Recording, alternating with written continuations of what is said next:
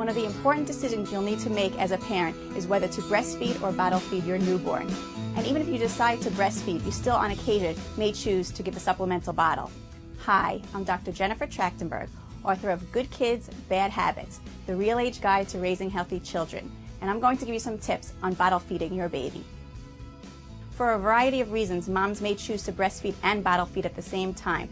When breastfeeding, it's okay to give a supplemental bottle of either express breast milk or formula. Normally, if you're just breastfeeding, it's good to give the baby a few weeks to get used to just breastfeeding, and then you can give a supplemental bottle. On average, a newborn drinks about 2 to 3 ounces every 3 to 4 hours, and that's about 8 times a day.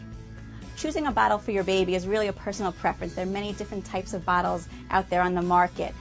For a newborn, it's really important to get a newborn nipple. You want it to be a slow flow so the baby doesn't choke or have difficulty swallowing. Some moms prefer to use the disposable liners in the bottles, and those are very safe. They're fine to use. They're actually very convenient, but they do cost more money. Well, it's important to hold the baby correctly when you're feeding a baby. You want to make sure that the baby is upright and you're supporting the baby's head. And this, again, will help the flow so the baby doesn't choke. You want to really make sure that the baby is not lying flat because the baby can choke, but also the formula can get into the middle ear, and that actually potentially can cause ear infections. There are many types of formulas on the market. The majority are cow's milk based formulas. There are also soy formulas for those allergic to lactose, or if you're a vegetarian, you prefer your child not to have anything milk-based. There's also specialty formulas too for severe allergies, so you need to speak to your pediatrician.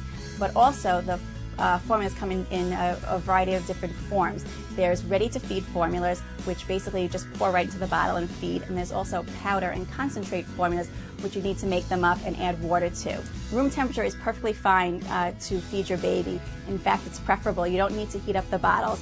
If you're taking them right out of the refrigerator, you can just let them stand for a few minutes, and that will be perfectly fine. It's not dangerous at all, and it also makes it easier for mom.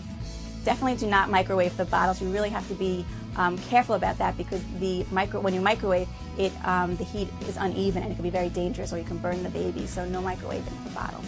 So it's important to burp your baby to remove any swallowed air that they may have, and it will make them just feel more comfortable. So there's quite a few different ways to burp your baby. You can put it up to your shoulder, just make sure you support the head, and then just pat or rub the back. Another method that I like is to sit the baby up on your lap. With one hand support their chin and their neck, and then with your other hand on their back. Again, you can pat and burp the baby. And the last method is to put the baby over your legs and with their tummy facing down, and then you can pat their back as well, and that will help them to burp. So if one doesn't work, you can try another method. With so many bottles and formulas to choose from on the market, you should have no trouble finding the right combination for you and your baby. I'm Dr. Jennifer Trachtenberg for Parents TV.